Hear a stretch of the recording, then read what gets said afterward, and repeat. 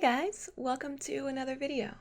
Today we're going to be doing another sort of side-by-side comparison video, but I'm not going to be comparing cheap and expensive art supplies this time. I'm going to be comparing color palettes. So I had this idea for painting a portrait that I wanted to do, but I couldn't decide between a more muted color palette and something brighter and more vibrant and more saturated. And I was really torn and was going back and forth and I didn't know which one I wanted to do, so I decided to do both. And I would really like it if you guys would kind of think at this point which you might think that you would like more. So right now, before the pieces are well underway, which do you expect you will like more? Do you think you'll like the muted, more desaturated color palette more? Or do you think that you like the brighter, more pastel colors more? I'd be really interested to know what you think before the pieces are further along or complete. So I'm using my Sennelier watercolors here. They have a really beautiful transparency, which creates very light, luminous layers, and I have a review of these watercolors as well as the, swatching and putting these paints into a palette that I made 2 separate videos. I'll go ahead and link those up in the card if you haven't seen them yet and you'd like to know more about these paints themselves. I'm not going to be talking a ton about their specific characteristics during this video, just wanted to let you know that those videos are there. So you're going to notice that the process for these 2 paintings was pretty different.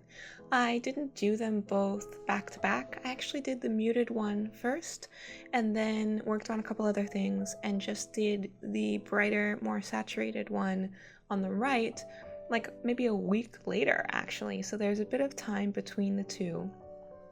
The muted one took me longer just because I was feeling kind of rusty, I guess, with the painting, and I was really hesitant about laying down colors and laying down values, and even though they were super light to begin, I was super worried about messing it up. And then you'll notice that I laid in different colors and, went in with things much more easily and much quicker with the one on the right. I kind of laid them out together, all the video clips, and it took me like 15 to 20 minutes less time actually to paint the more vibrant, bright colors. So just for ease of communication, I'm going to be referring to the one on the left as the muted colors and the one on the right as the bright colors. There may be more accurate words to describe them, but that's the easiest way for me to refer to them without using like a billion different adjectives. So, muted and bright, those are the different ones that we have. I thought when I started these that it would be super easy for me to know that I was going to like the muted ones better. Pretty much all of those colors came from like the earth tone section of my palette. I believe the colors I used were alizarin crimson, oh gosh, I don't know if I can remember them all. Alizarin crimson, Sennelier gray, which I think is the bluish one, warm gray, which is the greenish one, and my warm tone yellowish color was... No, it was a different gray. I don't remember. Maybe I'll put, I don't know. It'll be in the description. I will list it in the description. There was another color that I'm forgetting. Maybe warm gray was the yellowish one and the greenish one had a different name. I don't know, guys. I don't know. I used 4 colors and they were different. My idea was to kind of have a variance of each of the primaries, red, yellow, blue, and a greenish color. And I did the same thing with the pastel colors. Let's see if I can remember those names. The pastel colors were quinacridone red, Naples yellow, emerald green, and royal blue. Aha! So I do remember all of those. There's just one of the other ones I'm forgetting. But I really enjoyed working on both of these. I was surprised by how different my process was and the order in which I laid down colors and how I felt a bit freer by the time I got to the more pastel, brighter side, the right side. Oh my goodness. But yeah, I felt much looser and more comfortable and more confident when I was working on that one. And I tried to move around the painting a bit more, so you'll notice at this time I had already put in, the hair color, and oh look, there's me recording some on my phone for whatever reason. You'll notice that, yeah, I'd already put some on like the hair in. I had kind of stretched out and I was focusing more on the skin area on the left still at this point.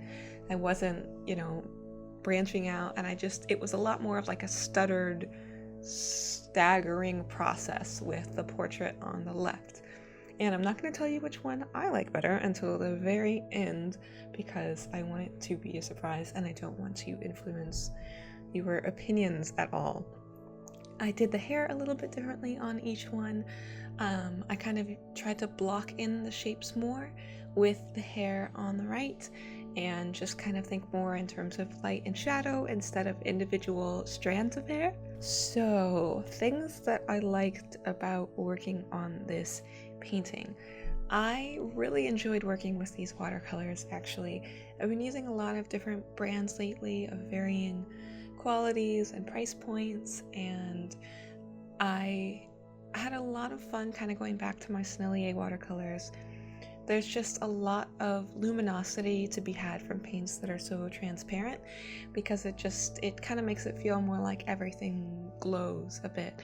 And when you can build up layers and have more contrast, it just helps the piece to be more effective overall.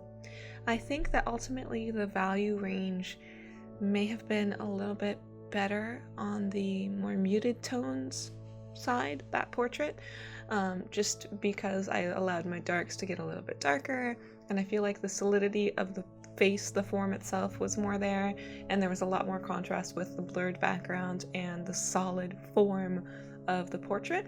But I decided I didn't want to add more contrast to the portrait on the right. I really liked that the tones were lighter overall, and I liked that it just felt a bit more bubbly and ethereal and spring-like, and decided that I didn't necessarily need their value ranges to be identical.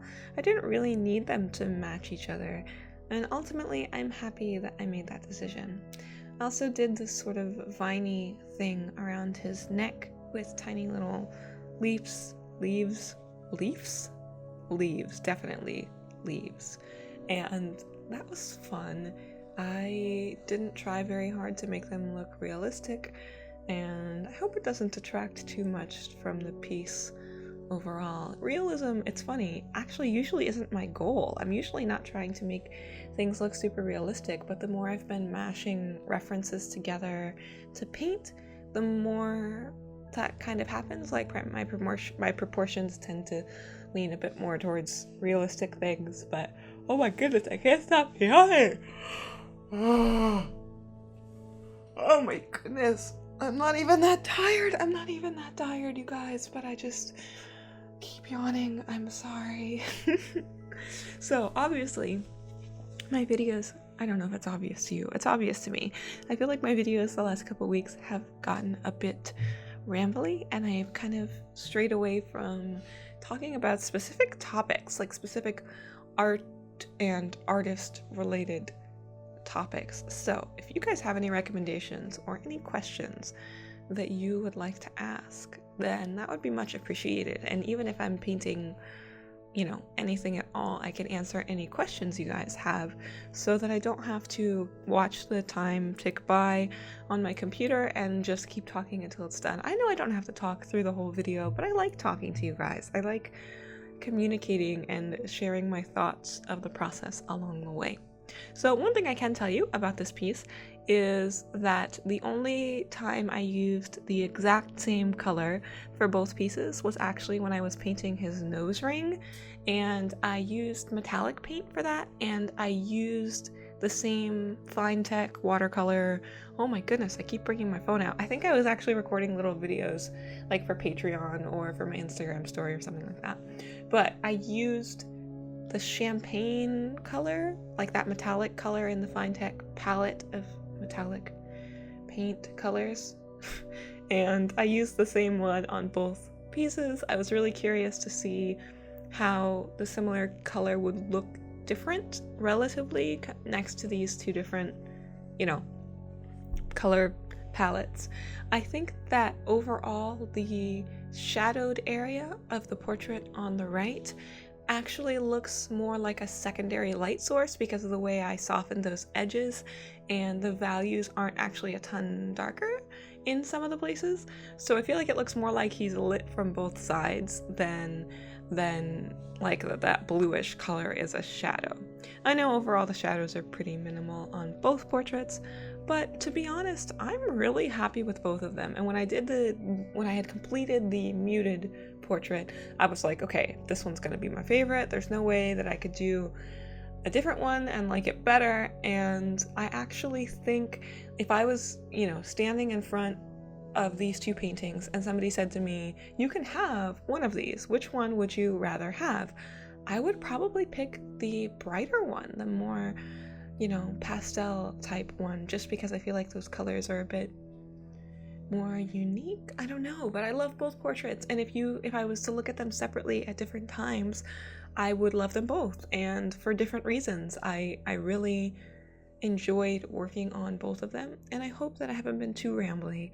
Thank you guys for watching this video. Leave any questions or comments you have in the description. You can't write in there, I can write in there.